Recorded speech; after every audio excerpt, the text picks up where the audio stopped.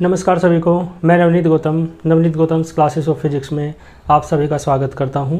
BSc first semester Newtonian mechanics आप लोग पढ़ रहे हैं और न्यूटोनियन मैकेनिक्स में लास्ट क्लास में मैंने आपको बताया था न्यूटन के जो नियम हैं उनकी सीमाओं को, यानी Newton's limitations of Newton's laws. Clear है।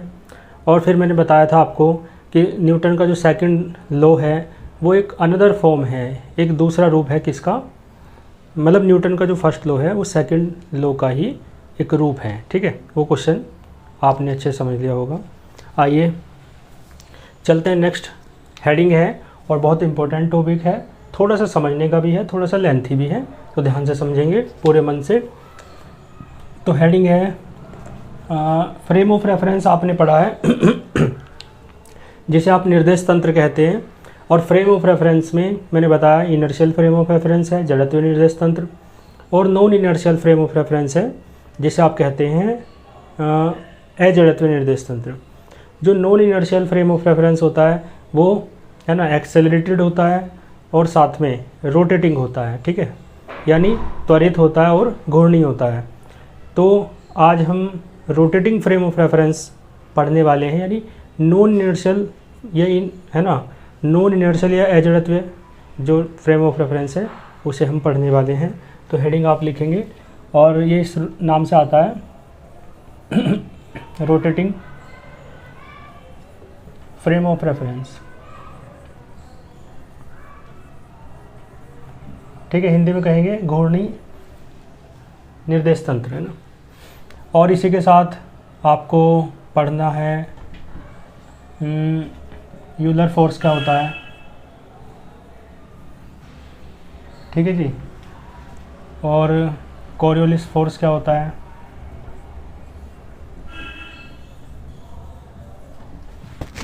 और साथ में सेंट्रीफ्यूगल फोर्स क्या होता है। देखो, जब मैं न्यूटन के नियम की लिमिटेशंस बता रहा था तो मैंने बताया था कि इनर्शियल फ्रेम ऑफ रेफरेंसेस में, इनर्शियल फ्रेम्स ऑफ रेफरेंस में न्यूटन के लॉज का पालन होता है, फॉलो होते हैं। ठीक है, और नॉन इनर्शियल या रोटेटिंग फ्रेम ऑफ रेफरेंस जो हैं उनमें न्यूटन के लॉज फॉलो नहीं होते। तो फिर क्या आता है, किसका यूज किया जाता है, मैंने लिखवाया था इन सच केसेस फिक्सिशियस फोर्स, है ना, have forces have to be introduced. Fictitious force को यानी छद्म बलों को इंट्रोड्यूस कराना पड़ता है कॉन्सेप्ट को समझने के लिए। तो जो फिक्सिशियस फोर्स हैं वो यही होते हैं Euler force, Coriolis force, centrifugal force. वहाँ जिक्र भी किया था मैंने इसका, तो मैंने बताया था कि आगे आएगा, पढ़ाऊँगा। तो इन सभी को आप संयुक्त रूप से क्या कहते हैं, फिक्सिशियस फोर्स।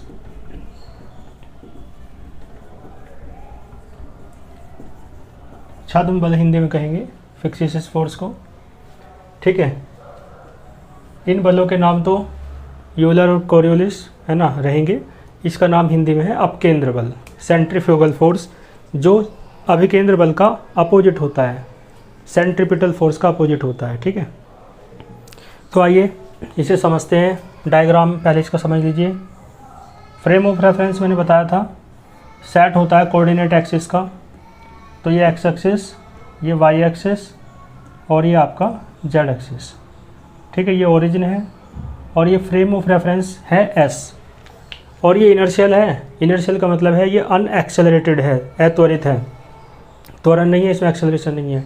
और ये साथ में नॉन रोटेटिंग है, रोटेट भी नहीं कर रहा है।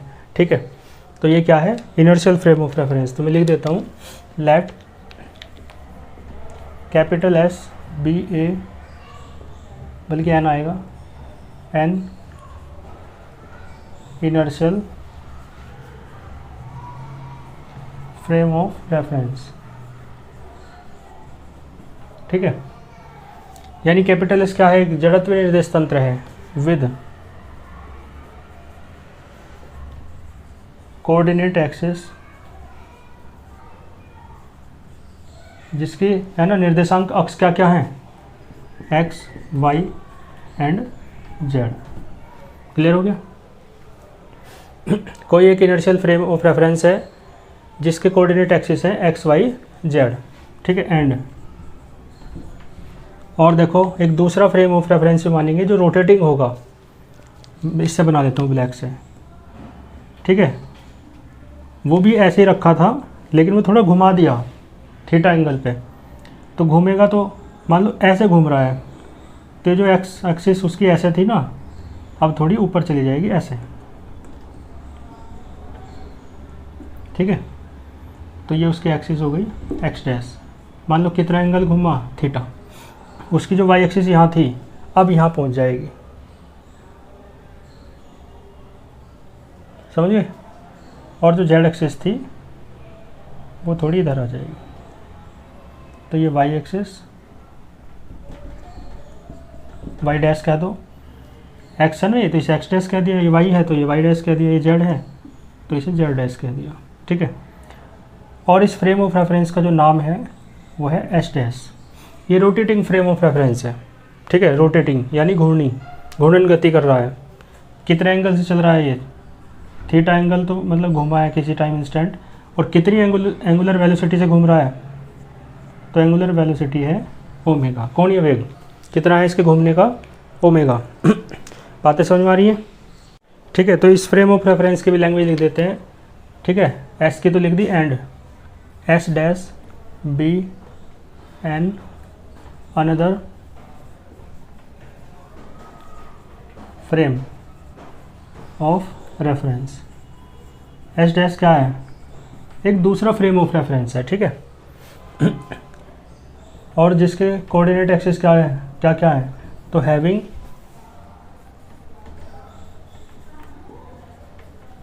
कोऑर्डिनेट एक्सिस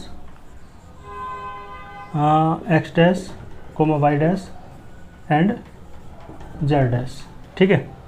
क्लियर है। और ये घूम रहा है रोटेटिंग, ठीक है। किसके अबाउट घूम, वो किसके मतलब किससे तुलना करते हुए घूम रहा है, किससे कंपैरिजन करते हुए घूम रहा है। आपको पता कैसे चल रहा है कि ये घूम रहा है, क्योंकि आप इसके कंपैरिजन कर रहे हैं एस वाले से, है ना। तो आपको पता चलेगा कि एस स्थिर है तो उसकी एक्स एक्सिस यहाँ है, ये एस डैश घूम रहा है तो इसका एक्स एक्सिस इधर आ गया थोड़ा, तो ये घूम रहा है। इस बात का पता कैसे चल रहा है, यदि आप तुलना कर रहे हैं इसकी एस फ्रेम से, ठीक है ना। तो इसका मतलब है rotating relative to frame S, ठीक है। यदि आप मोशन करते हैं ना, तो उस मोशन का तब पता चलता है जब आप उसकी कंपैरिजन करते हैं किसी और चीज़ से, है ना। क्लियर है। कैसे, यदि आप एयरप्लेन में बैठे हैं, है ना, एरोप्लेन में बैठे हैं, और यदि आप खिड़कियों से बाहर को झांकेंगे तो ही पता चल पाएगा कि आप चल रहे हैं, मोशन कर रहे हैं। यदि आप ना देखें खिड़की से बाहर तो आपको पता ही नहीं चल पाएगा प्लेन खड़ा है या उड़ रहा है। इस बात को कोई नहीं बता सकता, प्लेन के अंदर का व्यक्ति, यदि वो बाहर से खिड़की पर ना झांके, समझ गए। इसका मतलब झांकेगा तो क्या होगा, झांकेगा तो बादल उसे चलते हुए दिखाई देंगे, है ना, ठीक है ना। तो बादल जब चलते हुए दिखाई देंगे पीछे की तरफ तो समझ जाएगा कि प्लेन आगे की ओर चल रहा है। तो कंपैरिजन करे बिना मोशन का पता नहीं चलता है, यही कहलाती है रिलेटिविटी, है ना, सापेक्षता या अपेक्षिकता का जो आइंस्टीन का सिद्धांत है। आप किसी भी बॉडी की मोशन का पता केवल तभी कर सकते हैं जब आप कंपैरिजन करें दूसरे से, ठीक है ना। क्लियर है। तो जेड मैंने बताया एक दूसरा फ्रेम ऑफ रेफरेंस है एस डैश, जिसके कोऑर्डिनेट एक्सिस निर्देशांक अक्ष हैं X dash Y dash Z dash. A X E S आएगा, है ना, प्लूरल के लिए। सिंगुलर वर्ड होता है ए एक्स आई एस, सिंगुलर माने अक्ष, और ए एक्स ई एस होता है एक्सिस, यानी बहुत सारी अक्षें, तीन है ना, प्लूरल के लिए ई एस आता है। और ये जो एस डैश है रोटेटिंग कर रहा है, रोटेट कर रहा है किसके सापेक्ष, तो फ्रेम एस के सापेक्ष। और कितनी एंगुलर वेलोसिटी से, तो with angular velocity, with angular velocity कितनी, ओमेगा, ठीक है। और किस एक्सिस के अबाउट, तो उस एक्सिस के अबाउट जो ओरिजिन ओ से होके जाती है, तो about an axis passing through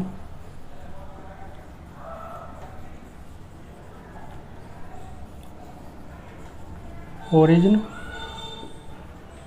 ओ, और ओरिजिन से पहले एक बात और लिख दो, कॉमन ओरिजिन। ये ओरिजिन कैसा है? कॉमन। एस फ्रेम के लिए भी एस डैश फ्रेम के लिए एक ही ओरिजिन है, एक ही मूल बिंदु है ओ। ठीक है, क्लियर हो गया। कोई एक बिंदु P देख लो, कोई एक बिंदु P है जहाँ पर कोई पार्टिकल है, उसकी पोजीशन का मान लो हमें पता लगाना है। तो मान लो ये बिंदु P है, बिंदु P, इसका पोजीशन वेक्टर है वेक्टर R। ठीक है, क्लियर हो गया। इसका पोजीशन वेक्टर चाहे फ्रेम S के ओरिजिन O से नापो तो भी वेक्टर R, चाहे फ्रेम S डैश के ओरिजिन O से नापो तो भी इसका पोजीशन वेक्टर स्थिति सदिश वेक्टर R है। ठीक है, क्लियर है। क्योंकि दोनों S और S डैश दोनों फ्रेम्स का जो ओरिजिन है, मूल बिंदु है, वो O है, कॉमन है वो। ठीक है, तो देन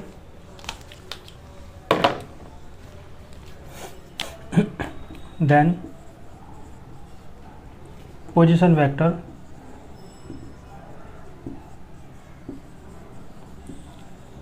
ऑफ ए पार्टिकल, किसी कण का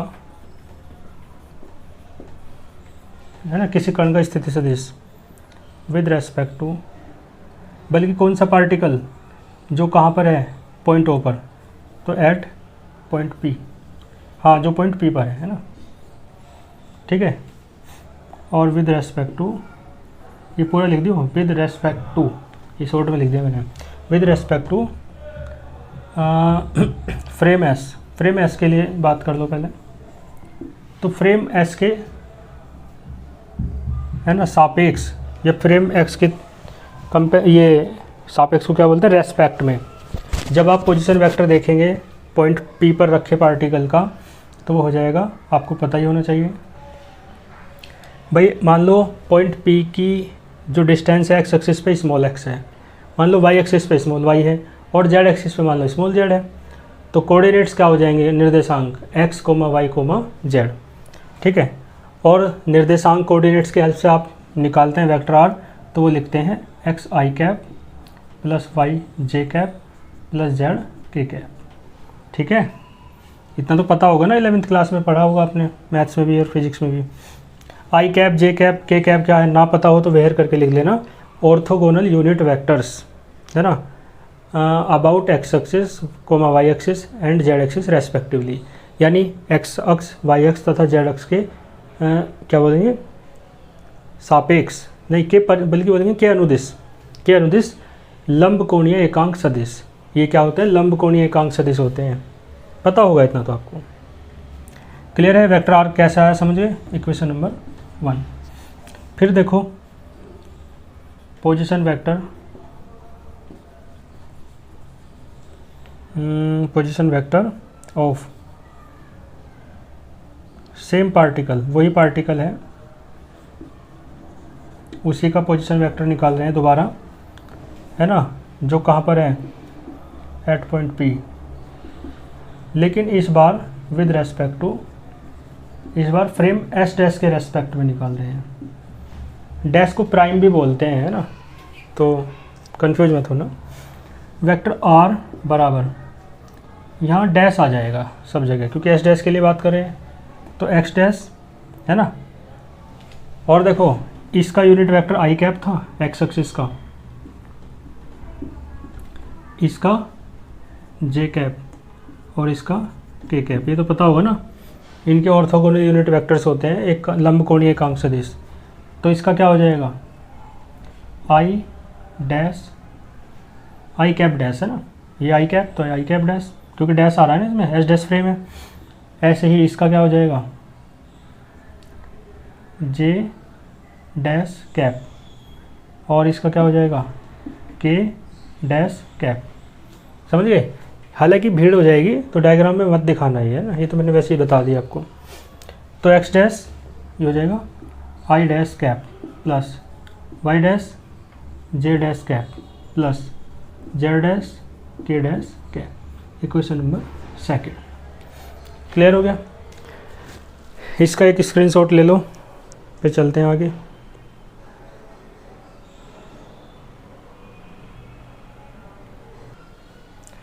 ठीक है जी।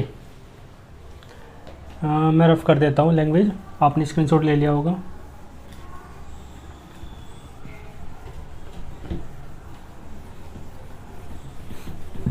इसके बाद देखो,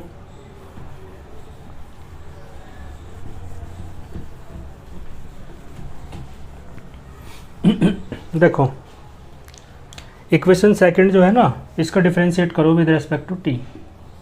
तो differentiate with respect to small T on both sides. ठीक है, तो क्या आएगा, D vector R upon D T बराबर देखो यहाँ पर ये कांस्टेंट नहीं है, कांस्टेंट होता जब फिक्स होता एक्स एक्सिस, ये तो घूम रहा है ना, एक्स एक्सिस भी घूम रही है, वाई एक्सिस भी घूम रही है, जेड एक्सिस भी घूम रही है ना। कितनी एंगुलर वेलोसिटी से, ओमेगा, एंगुलर वेलोसिटी भी कांस्टेंट नहीं है।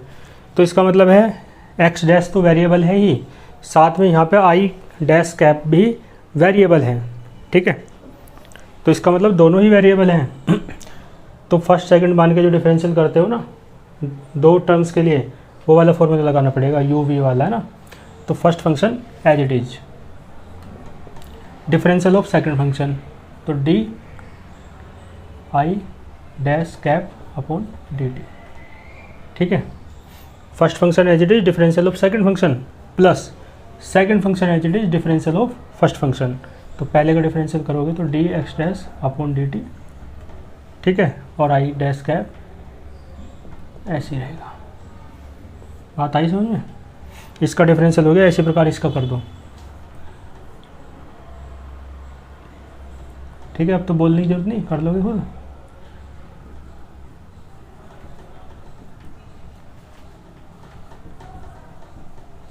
धीरे धीरे करना है डेरिवेशन, क्योंकि डैश वगैरह है ना, नहीं तो डैश छूट जाएगा। प्लस जेड डैश डी के cap dash, K dash cap बल्कि, plus D Z dash upon D T, और ये के डैश कैप। ठीक है, समझ में आया? अब इसमें पहली टर्म को आपको कुछ दिख नहीं रहा ऊपर से, रुक जाओ थोड़ा। चलो ये लाइट पड़ रही है इस पर, है ना, मैं बोल देता हूँ या बोलूँ क्या, यहीं लिख दूँ नीचे? चलो मैं नीचे लिख देता हूँ वाली टर्म।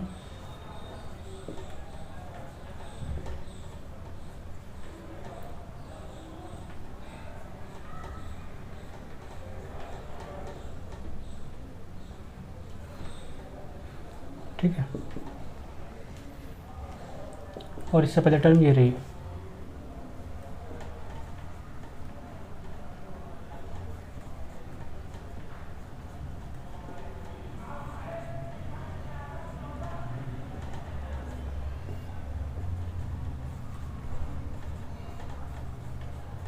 ठीक है, अब दिख रहा होगा, ऊपर का मैं रफ कर देता हूँ ये।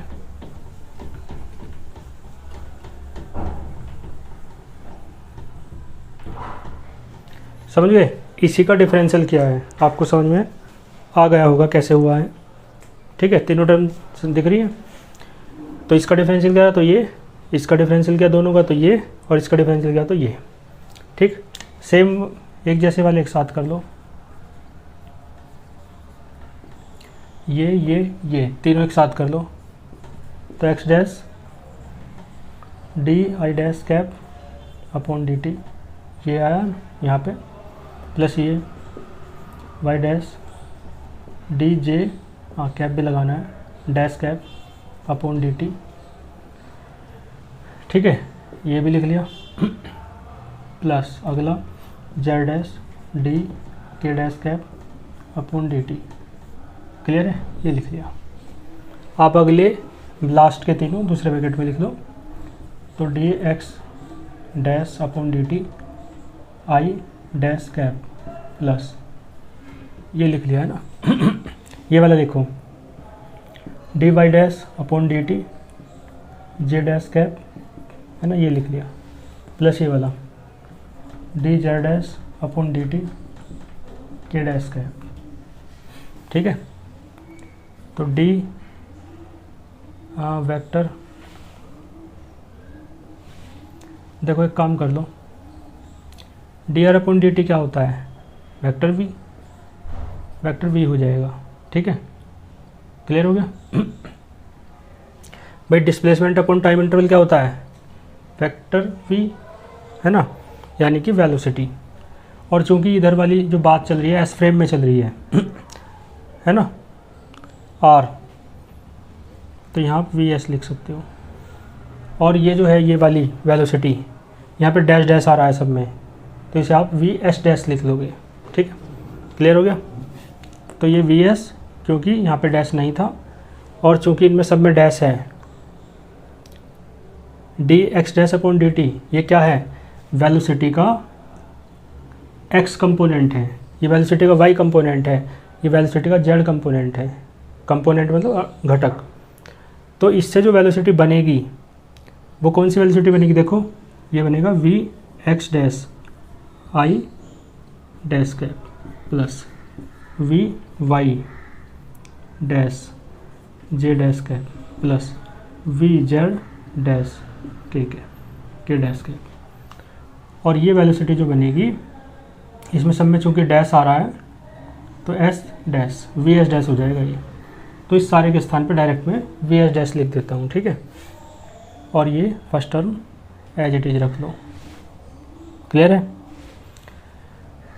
तो हो जाएगा x dash D I dash cap upon D T plus Y dash D J dash cap upon D T plus Z dash D K dash cap upon D T और प्लस, है ना, इसे मैं क्या कह रहा हूँ, वी एस डैश। समझिए कैसे, ये क्या हो जाएगा, वी एस डैश। ठीक, वेक्टर लगा लो।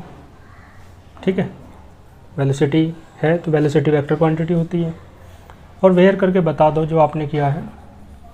हमने क्या किया है, हमने वी एस रख लिया है किसकी जगह, D R upon D T की जगह, vector D R upon D T की जगह। और ये क्या है, ये वेलोसिटी है, ये है वेलोसिटी। ये किसकी वेलोसिटी है, ये वेलोसिटी है पार्टिकल की, कण की। और किस फ्रेम में है, तो इन फ्रेम एस। ठीक है, क्योंकि यहाँ डैश नहीं था। और इसी प्रकार आप बताएं जो आपने बाद में माना है, ये सारा क्या मान लिया, वेक्टर वी एस डैश। तो वेक्टर वी एस डैश क्या है, ये है आपका D X dash upon D T, ये सारा I dash cap plus D Y dash upon D T J dash cap plus D Z dash upon D T K dash cap. और ये क्या है, ये भी वेलोसिटी है ऑफ पार्टिकल, कण का वेग। और इस किस फ्रेम में, तो इन फ्रेम एस डैश, क्योंकि इसमें सब में डैश आ रहा था। बात समझ में आई आपको, क्लियर है। इसका स्क्रीनशॉट ले लो, फिर चलते हैं आगे। क्लियर हो गया, चलो। तो मैं देखो इक्वेशन सेकंड की ज़रूरत पड़ेगी बाद में, तो मैं इसे उधर लिख देता हूँ, या रफ़ी ना करूँ, ऊपर से रफ कर लूँ। ठीक है, वहाँ पर ऊपर से भी जरूरत पड़ेगी। ये इक्वेशन नंबर 2 थी, ये 3 हो जाएगी आपकी। ठीक है, इक्वेशन नंबर 3। तो यहाँ तक आप नोट कर लो। इक्वेशन सेकंड की मुझे ज़रूरत पड़ेगी, तो मैं इधर लिख लेता हूँ। वेक्टर आर बराबर है X dash I dash cap plus Y dash J dash cap plus Z dash K dash cap. Equation number second है ये। ठीक है, नोट्स बनाते चलो साथ साथ। बाकी पीडीएफ नोट्स तो आपको मिल ही रहे हैं टेलीग्राम चैनल पे, है ना। यदि आपने ज्वाइन नहीं किया है टेलीग्राम चैनल, तो इसी वीडियो के डिस्क्रिप्शन बॉक्स में टेलीग्राम चैनल का लिंक दिया हुआ है, आप ज्वाइन हो जाइए। वहाँ पर आपको लेक्चर के notes, PDF notes, hand written notes मेरे द्वारा, मेरी राइटिंग में लिखे हुए मिल जाएंगे। ठीक है, बाकी क्या है, साथ साथ खुद भी नोट्स बनाते चलो, तो उससे बेटर तो कुछ है ही नहीं। समझ में अच्छा आता है, फिर साथ साथ नोट्स बनाते चलते हैं तो बात समझ में आ गई है इतनी। तो ये हो गया है ना। हाँ, मैं एक चीज़ बता दूँ, थोड़ी जगह बच गई है हमारे पास, नीचे लिख लेता हूँ। वी नो दैट, हम जानते हैं, एक फॉर्मूला जानते हो आप लोग है ना, 11th में पढ़ा होगा। लीनियर वेलोसिटी और एंगुलर वेलोसिटी में रिलेशन का फॉर्मूला है, बताएं क्या होता है ना। रेखीय वेग और कोणीय वेग में संबंध का सूत्र क्या होता है, v बराबर ओमेगा इंटू आर होता है ना। और वेक्टर फॉर्म में लिखें तो क्या हो जाएगा, वेक्टर v बराबर है vector omega cross vector R, ये वेक्टर फॉर्म है इसकी। ये लीनियर वेलोसिटी रेखीय वेग, ये कोणीय वेग एंगुलर वेलोसिटी, और ये पोजीशन वेक्टर है, ठीक है। यही इक्वेशन देखो, मैं एक लाइन लिख दूं, ये जो इक्वेशन है, दिस अबव इक्वेशन है ना, इज ट्रू, यही इक्वेशन ट्रू होगी, या विल बी ट्रू, जो भी है, for any other similar vector quantities.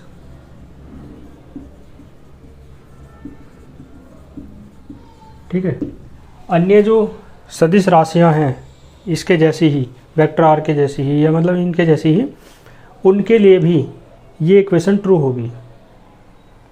ठीक है, तो इस क्रम में हम क्या कर रहे हैं, रिप्लेस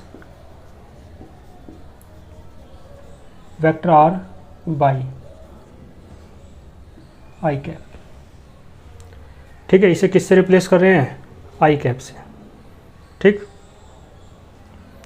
बल्कि इसे थोड़ा सा एक लाइन और बढ़ा लो, वेक्टर वी को लिख लो D vector R upon D T. Vector V को लिख सकते हो ना, डिस्प्लेसमेंट अपॉन टाइम इंटरवल, विस्थापन बटे समय अंतराल। ठीक है, तो इस तरीके से आप लिख सकते हो। और डैश वाली बात चल रही है अब तो आई कैप नहीं, आई डैश कैप। ठीक है, तो बताओ ये इक्वेशन क्या बन जाएगी, ये वाली इक्वेशन जब इसे वेक्टर आर की जगह आप आई डैश कैप लाओगे तो क्या बन जाएगी। तो इक्वेशन 3 की तो मुझे ज़रूरत पड़ेगी, लेकिन इससे पहला मैं रफ कर देता हूँ, आप लोग नोट कर सकते हो या स्क्रीनशॉट ले सकते हो।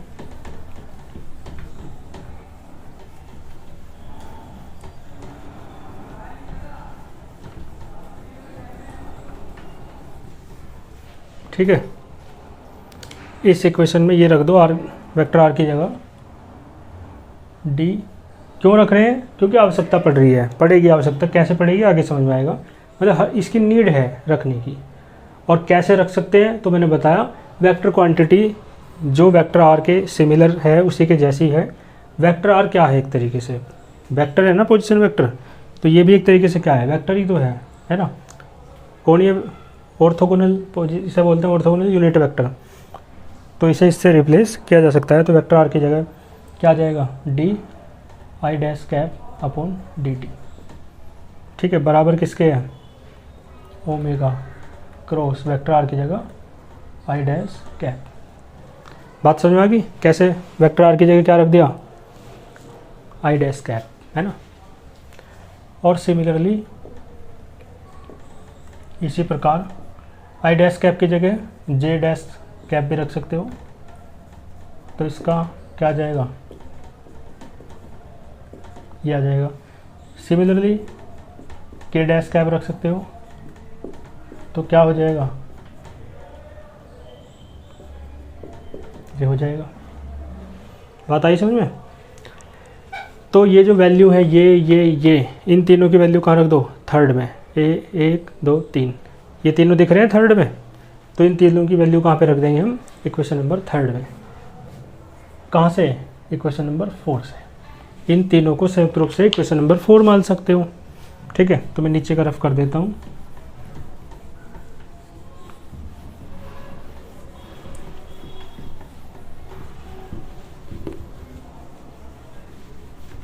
ठीक, तो मैं थर्ड इम्प्लाइज कर रहा हूँ कि आप थर्ड में वैल्यू रख रहे हैं ये वाली। ठीक है, तो थर्ड इक्वेशन तो यही थी, तो थर्ड इक्वेशन में वैल्यू रखो। वैल्यू मैं यहाँ से रख रहा हूँ, ये लाइन में बाद में मिटा दूँगा, पहले मैं वैल्यू रख दूँ बस, है ना। तो वैल्यू रख रहा हूँ एक्स डैश, इसकी वैल्यू ये रही,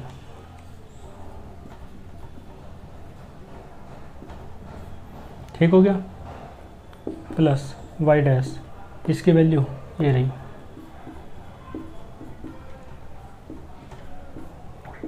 प्लस जेड डैश, देखो के इसकी वैल्यू जेड डैश तो है ना, D K dash cap upon D T की वैल्यू ये रही, वेक्टर ओमेगा क्रॉस, वैल्यू रख दी। बात समझ में आई आपको? इसमें से कुछ कॉमन आ रहा होगा, देखो वैल्यू रखी है थर्ड में, थर्ड इक्वेशन ये लिखी, लेकिन ये वहीं लिखी है जहाँ लिखी है। अब तो हम केवल वैल्यू रख रहे हैं, ठीक है। तो वैल्यू रखने के बाद ये आ जाता है वेक्टर वी एस, इसमें से कॉमन ले लो वेक्टर ओमेगा क्रॉस, क्रॉस भी कॉमन आएगा, तो बचेगा X dash I dash cap plus Y dash और ये J dash cap plus Z dash K dash cap, और ये देख के बताओ क्या है, वेक्टर आर के बराबर है क्वेश्चन नंबर सेकंड से, ठीक है। इसमें कुछ छूट गया, क्या छूट गया? वो जो बाद में वी एस डैश था, ठीक है। इक्वेशन थर्ड में देख लियो छूट गया होगा वो, तो बाद में क्या है vector V S dash, vector V S बराबर वेक्टर ओमेगा क्रॉस, ये क्या है vector R plus vector V S dash, कहाँ से रखी इसकी वैल्यू? सेकंड से, है ना। तो वेक्टर वी एस बराबर वी एस डैश को चाहे पहले लिख लो, plus vector omega cross vector R, ये एक जनरल इक्वेशन आ गई। इक्वेशन नंबर इसे 5 डाल सकते हो, है ना। इसका एक स्क्रीनशॉट ले लो। इक्वेशन 5 तक आ गए हम, ठीक है। इक्वेशन 5 की आवश्यकता पड़ेगी, है ना, इसलिए मैंने इक्वेशन 5 डाल दी वो, ठीक है, सेकंड वो लिखी हुई। इसे इक्वेशन 5 को आगे बढ़ा लो थोड़ा। वेक्टर वी एस को आप क्या लिख सकते हो? देखो वेक्टर वी होता है D vector R upon D T, ठीक है। ध्यान समझते चल रहे हो ना, ध्यान समझना काफ़ी आसान है वैसे तो, पर थोड़ा ध्यान मांगता है। वेक्टर वी एस, एस तो छोड़ो, वी का मतलब क्या है? D vector R upon D T, S तो वी के सफिक्स में था तो इसके भी सफिक्स में हो जाएगा D R upon D T के।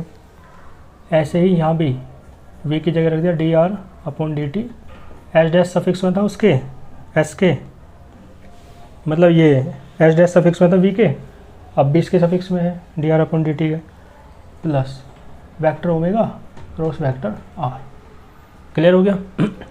देखो जैसे आपने अभी रिप्लेस करा था ना, ऐसे ही वेक्टर आर को भी रिप्लेस करेंगे। दिख रहा है आपको ऊपर का? अच्छा ये नहीं दिख रहा, तो यहाँ बता दूँ कि वेक्टर वी बराबर आपने क्या करा है, D R upon D T रख लिया है, ठीक है। कहाँ पे? ये वेक्टर वी था ना, वेक्टर वी की जगह क्या रख लिया? D R upon D T. होता है ना फॉर्मूला, वी के सफिक्स में एस था तो यहाँ भी सफिक्स में एस है, वी के सफिक्स में एस डैश था, यहाँ भी सफिक्स में एस डैश है, ठीक है। बस चेंज क्या हुआ है कि आपने वेक्टर वी के स्थान पर क्या रख लिया है? D R upon D T. बात समझ में आ रही है?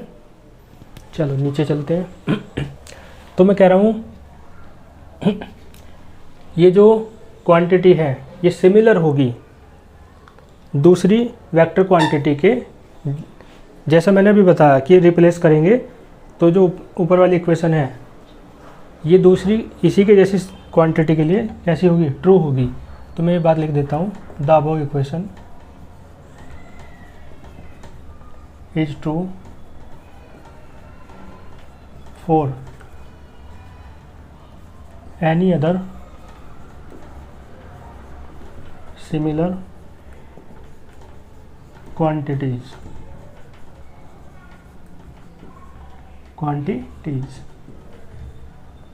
ठीक है।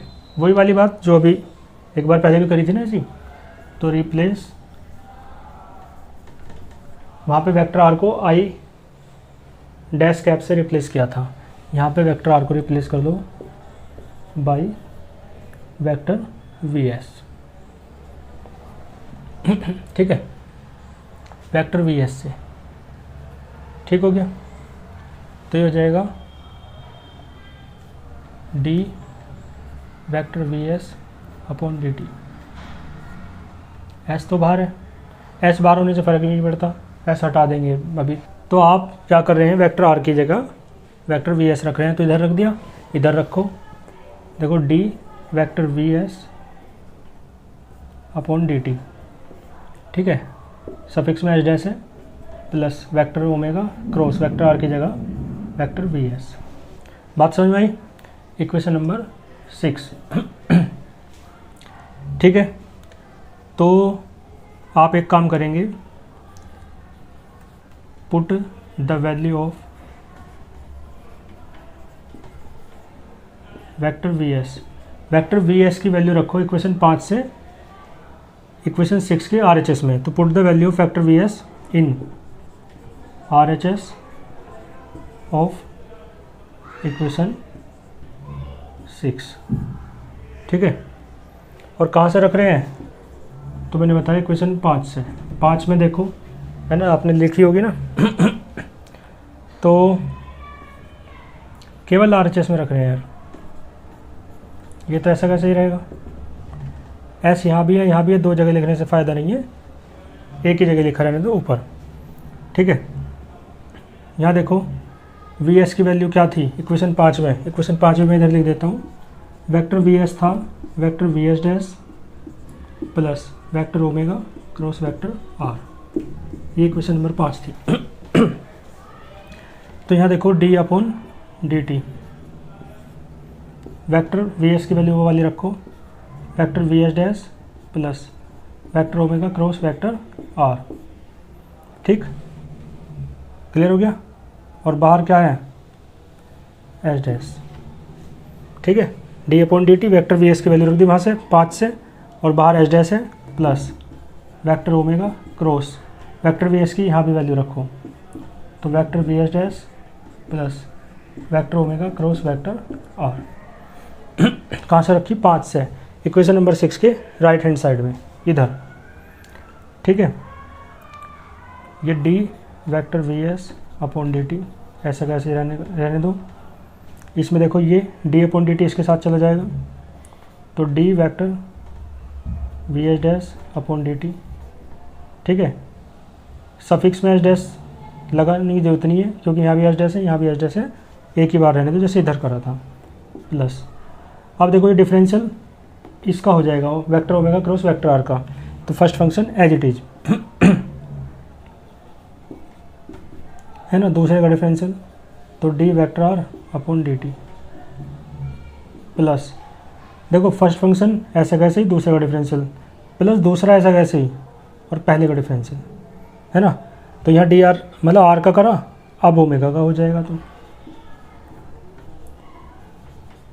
क्रॉस वेक्टर आर, और सफिक्स में है एस डैश। ठीक है, क्लियर है। तो पहला फंक्शन ऐसे कैसे ही, दूसरे का डिफरेंशियल प्लस दूसरा ऐसा कैसे ही, पहले का डिफरेंशियल। क्रम नहीं बदलना, ऑर्डर चेंज नहीं करना। क्यों चेंज नहीं करना, क्योंकि क्रॉस प्रोडक्ट है, क्रॉस प्रोडक्ट में ऑर्डर चेंज करते हैं ना, क्रम बदलते हैं तो बाहर माइनस आ जाता है। ठीक है, vector A cross vector B बराबर होता है minus of vector B cross vector A, cross product में, है ना। आपने सीखा होगा ये 11th क्लास में, वेक्टर प्रोडक्ट जब आपने पढ़ी थी, जिसे आप सदिश गुणनफल कहते थे। तो इसका भी हो गया, इनका भी हो गया, बाकी आगे वाला ऐसे रहेगा।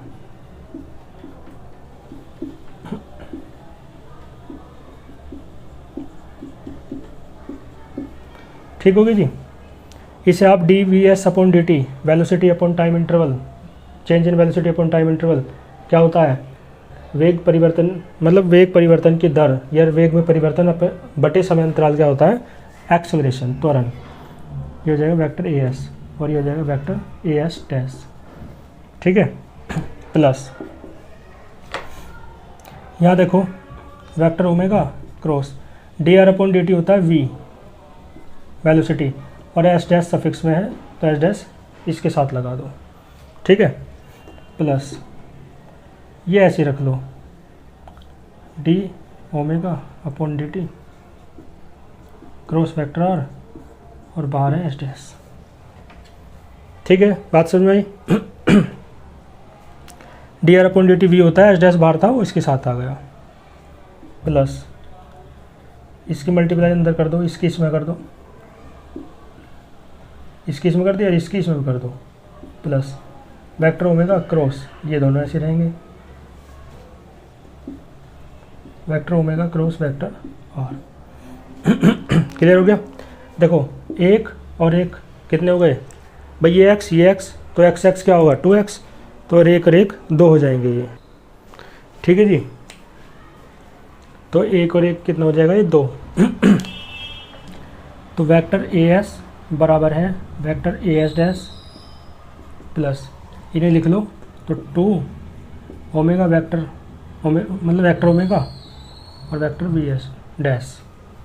एच डैश इसका हटा लो क्योंकि यहाँ तो कुछ ज़रूरत ही नहीं है, v बनता तो ज़रूरत पड़ती भी। तो D omega upon D T cross vector R, ठीक है। और ये वाला vector omega cross vector R, ठीक है। अब दोनों तरफ क्या कर दो, इसका स्क्रीनशॉट ले लो पहले, तो ऊपर से रफ कर देता हूँ।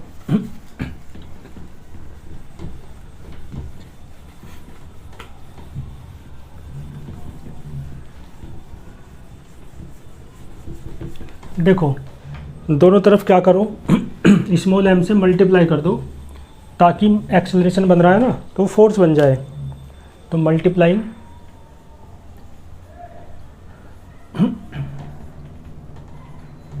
By small m on both sides क्या जाएगा, m वेक्टर as बराबर m vector as dash plus 2m vector omega cross vector vs dash का m D vector omega upon D T cross vector r plus m की इसमें multiply करो m vector omega cross vector omega cross vector r, ठीक है। ये जो mass into acceleration है ये बन जाएगा फोर्स वेक्टर एफ एस, ये क्या बन जाएगा वेक्टर एफ एस डैश।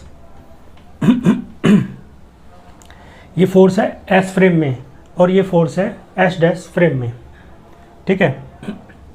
और प्लस सारा ऐसे कैसे ही रहेगा 2m vector omega cross vector V S dash. Clear है। इसे पहले लिख लो m ओमेगा, क्यों लिख रहा हूँ बताऊँगा, पहले बाद का तो वैसे कुछ नहीं है, आगे पीछे कैसे लिख सकते हो, ये हो गया और वो,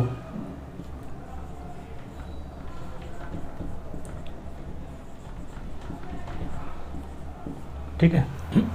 यहाँ से वेक्टर एफ एस डैश की वैल्यू आप निकाल लो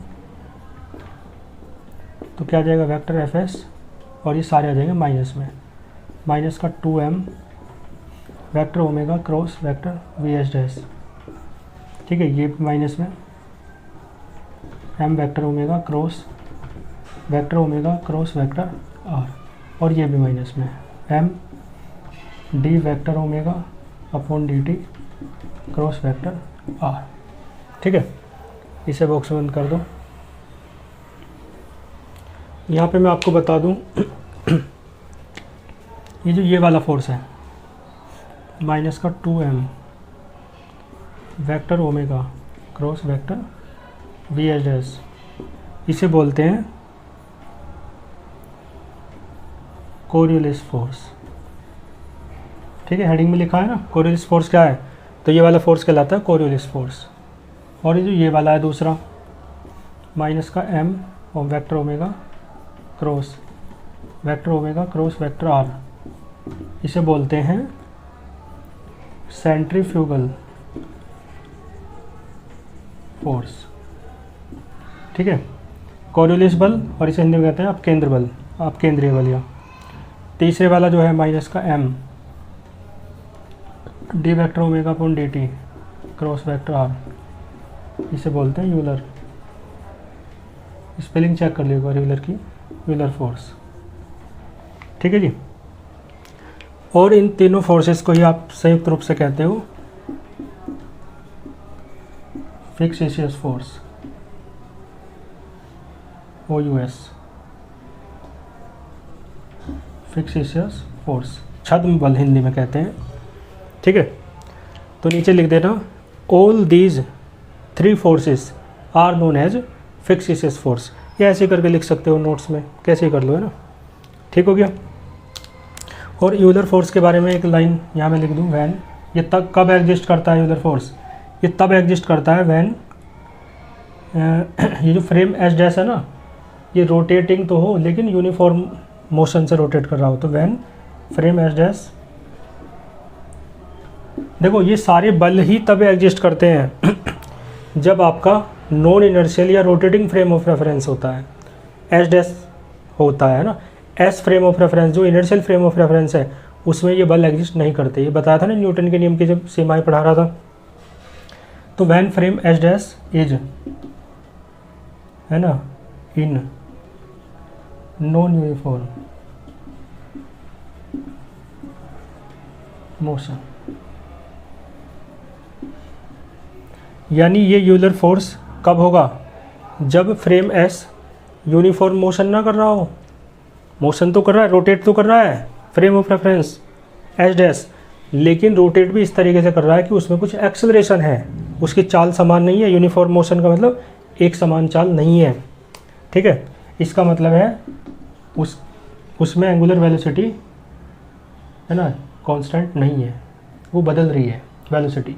वेलोसिटी कांस्टेंट रहेगी तो एक्सेलरेशन 0 हो जाएगा। तो that is omega is not constant, omega constant नहीं है, इसका मतलब है non uniform motion H dash frame कर रहा है, तब यूलर फोर्स एग्जिस्ट करता है। ठीक है, और यूलर फोर्स 0 कब हो जाता है, जब मोशन कैसी हो फ्रेम एच डैश की, यूनिफॉर्म मोशन हो। ठीक है, तो चलो मैं ऊपर का रफ कर देता हूँ।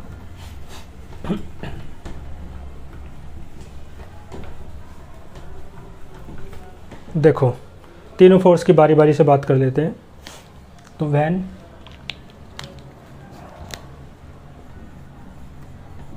एच डैश जो फ्रेम है, मान लो ये किस में है, इज इन यूनिफॉर्म मोशन, ये किस में है, यूनिफॉर्म मोशन में है ये। इसका मतलब क्या है, इसका मतलब है वेलोसिटी कांस्टेंट है, एंगुलर वेलोसिटी, एक्सेलरेशन है नहीं, तो D omega upon D T क्या आएगा, डिफरेंशियल इसका, कांस्टेंट का डिफरेंशियल 0 होता है। तो बताओ यहाँ 0 रखोगे तो जो यूलर फोर्स है माइनस का m 0 क्रॉस वेक्टर r, इसकी वैल्यू 0 रख दो, तो कितना आ रहा है यूलर फोर्स, 0। तो यूलर फोर्स कब एग्जिस्ट करता है, जब frame of reference H dash जो है, रोटेटिंग फ्रेम जो है, वो नॉन यूनिफॉर्म मोशन कर रहा हो। यदि उसकी मोशन यूनिफॉर्म हो जाएगी, है ना, तो वेलोसिटी, एंगुलर वेलोसिटी कांस्टेंट हो जाएगी, D omega upon D T 0 हो जाएगा, और इस तरीके से यूलर फोर्स एग्जिस्ट नहीं करेगा। यूलर फोर्स की बात हो गई। बात कर लेते हैं कोरियोलिस फोर्स की। तो कोरियोलिस फोर्स मैं आपको बता दूं उस पार्टिकल पर लगता है चलो मैं लिख कर ही बताऊँ, है ना, चीज़ें लिख के अच्छे समझ में आती हैं। तो इसकी तो बात हो गई, नोट यहाँ तक करने के बाद फिर ये करना है। ठीक है, क्लियर होगी ना। तो जिसकी बात ख़त्म होगी उसे मैं रफ कर देता हूँ। ठीक, यहाँ तक बातें हो गई। देखो यहाँ तक बात जब हो गई तो एफ एच डैश क्या हो जाएगा भाई, इस कंडीशन में ये वाला तो 0 हो गया कोरियोलिस फोर्स, तो एफ एच डैश क्या बचा, एफ एस माइनस, ये दोनों बचेंगे बस 2m vector omega cross vector B H dash minus M vector omega cross vector omega cross vector R, यानी अब ये बचेगा। ठीक है, ये दो फोर्स बचेंगे। यूलर फोर्स इसमें क्या हो जाएगा 0। ऊपर का आपको दिखता नहीं है तो नीचे लिख देता हूँ उस लाइन को। So vector F S dash बराबर है vector F S minus 2m vector omega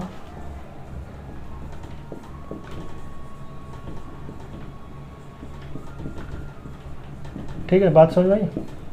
यानी ये 0 हो गया है यूलर फोर्स। कैसे 0 हुआ अभी बताया है ना, इसे रफ कर देता हूँ। ठीक,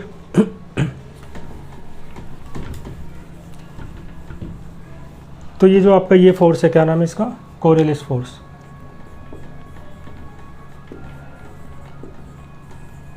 ये जो आपका फोर्स है ना, हेडिंग नहीं, Coriolis force acts on A particle. Coriolis force उस पार्टिकल पर वर्क करता है ना, विच इज मूविंग, जो मोशन करता है, गति करता है। ठीक है, किसमें, रोटेटिंग फ्रेम ऑफ रेफरेंस में जो मोशन करता है ना, तो which is moving in a frame. ठीक है, जो मोशन कर रहा है उस फ्रेम में जो खुद रोटेटिंग है या जो खुद रोटेशन कर रहा है, तो इन ए फ्रेम, कौन सा फ्रेम, दैट इटसेल्फ, जो खुद क्या करता है, रोटेट होता है ना। ठीक है, किसकी बात कर रहे हैं हम, एच डैश फ्रेम की बात कर रहे हैं, जो खुद रोटेट हो रहा है, समझ गए। और किसके सापेक्ष हो रहा है रोटेट, तो ये जो ये रेड वाला दिख रहा है एस फ्रेम, उसके सापेक्ष है ना। तो रोटेटिंग रिलेटिव या अबाउट लिख दो, रिलेटिव अबाउट। और ये एस फ्रेम जो है रेड वाला, वो है अबाउट एन, ये है इनर्शियल फ्रेम। ठीक है ना, एस फ्रेम इनर्शियल है और एच डैश कैसा है, नॉन इनर्शियल या रोटेटिंग। बात समझ में आई। तो कोरियोलिस फोर्स उस पार्टिकल पर लगता है जो ऐसे फ्रेम में मोशन करता है। कैसे फ्रेम में मोशन करता है, जो फ्रेम खुद रोटेट कर हो रहा है किसी इनर्शियल फ्रेम ऑफ रेफरेंस के परितः है ना, इस यानी इसके अबाउट मोशन हो रही है। ठीक है ना भाई, ये रेड वाला है ना, तो ये तो स्थिर है, और ये जो डॉटेड वाला है ये इसके है ना चारों ओर क्या कर रहा है, मोशन कर रहा है। तो समझ गए ना कोरियोलिस फोर्स की बात कहाँ आती है। कोरियोलिस फोर्स प्रकृति में कैसे वर्क करता है नेक्स्ट लेक्चर में बताऊंगा, है ना। अभी इसका केवल ये डेरिवेशन समझ लो। तो कोरियोलिस फोर्स क्या है आप समझ गए। कोरियोलिस फोर्स है ना, कोरियोलिस बल वो बल है जो किसी ऐसे पार्टिकल पर वर्क करता है, ठीक है, जो किसी इनर्शियल फ्रेम ऑफ रेफरेंस के परितः क्या करता है, रोटेट होता है। ऐसे फ्रेम ऑफ रेफरेंस में वर्क करने वाला जो पार्टिकल है ना, मतलब मोशन करने वाला जो पार्टिकल है, उस पर कौन सा फोर्स लगता है, कोरियोलिस फोर्स। ठीक है, तो कोरियोलिस बल की बात मैंने कर ली। दूसरी बात कर लेते हैं सेंट्रीफ्यूगल की।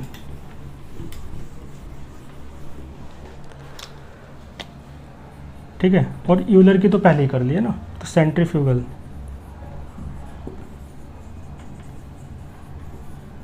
देखो सेंट्रीफ्यूगल फोर्स जो है आपका उस पार्टिकल पर लगता है ना। पहले लिख दूँ मैं, एक्ट्स ऑन ए पार्टिकल, उस कण पर लगता है। यहाँ तो विच इज मूविंग, जो मोशन कर रहा था, लेकिन ये किस में है, यहाँ पे, यहाँ मोशन नहीं कर रहा particle. Which is at rest, जो रेस्ट में है। ठीक है, किसके सापेक्ष रेस्ट में है, देखो यहाँ रोटेटिंग फ्रेम ऑफ रेफरेंस जो था उसमें मोशन कर रहा था कौन, पार्टिकल। यहाँ पर पार्टिकल रेस्ट में है, किसके सापेक्ष, वो जो रोटेटिंग फ्रेम है ना एच डैश, उसके सापेक्ष रेस्ट में होना चाहिए। तो which is at rest relative to rotating frame S dash. समझ गए? इसका मतलब देखो ये रोटेटिंग फ्रेम है और एक पार्टिकल इसके सापेक्ष रेस्ट में है ना। इसका क्या मतलब है? इसका मतलब ये है कि यदि ये अर्थ की तरह, मान लो अर्थ है, अर्थ का एग्जांपल लेते हैं। अर्थ एक चक्कर, एक रोटेशन कितने घंटे में पूरा करती है? 24 घंटे में। तो इसके ऊपर जो पार्टिकल रखा है ना, यदि ये भी अपना रोटेशन 24 घंटे में पूरा करेगा, इसका मतलब दोनों एक दूसरे के लिए रेस्ट में है। ठीक है, रेस्ट में होने का मतलब है कि या तो दोनों ही रेस्ट में हो या दोनों ही समान चाल से चल रहे हो, सेम वेलोसिटी से चल रहे हो, तो रेस्ट कहते हैं उसे। रेस्ट में होने का मतलब रेस्ट में होना ही नहीं है।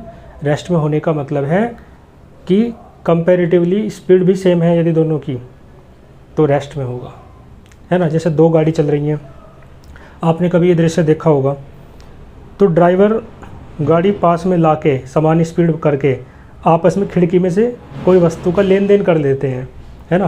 किसी को बीड़ी लेनी हो, सिगरेट लेनी हो आपस में कि भैया बीड़ी पड़ी है क्या, इस तरीके से आपने देखा होगा, मतलब है ना।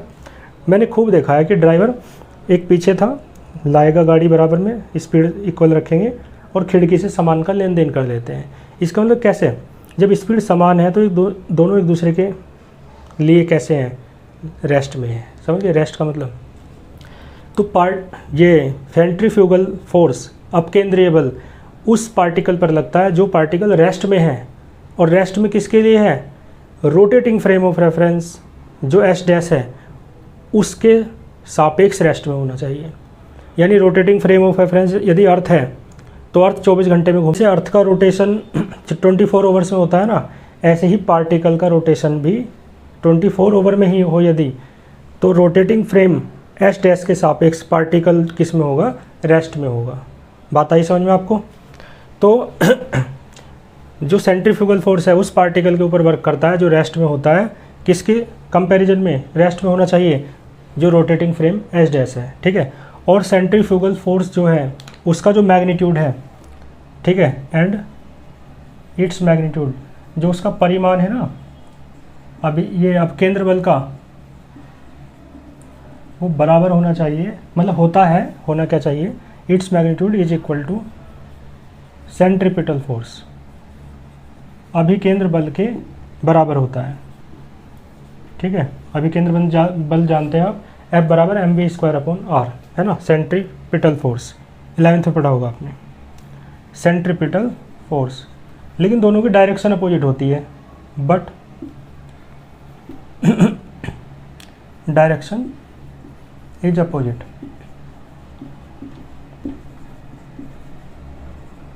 बात आई समझ में? तो सेंट्रीफ्यूगल फोर्स अपकेंद्र बल का जो मैग्नीट्यूड है सेंट्रीपिटल फोर्स अभिकेंद्र बल के बराबर होता है, लेकिन डायरेक्शन दोनों की अपोजिट होती है। ठीक है, तो सारे जो मैंने यहाँ फोर्सेस लिखे थे, तीनों जो फिक्सिस फोर्स थे उनकी बात कर ली है। रोटेटिंग फ्रेम ऑफ रेफरेंस क्या होता है उसकी बात कर ली है। डेरिवेशन कंप्लीट हुआ, कॉन्सेप्ट कंप्लीट हुआ। हाँ, इनका प्रभाव क्या है, इनका व्यवहारिक रूप क्या है प्रकृति में, इसके बारे में नेक्स्ट लेक्चर में बात करेंगे। कोई डाउट है तो कमेंट करके बता सकते हैं। मिलते हैं नेक्स्ट लेक्चर में आगे के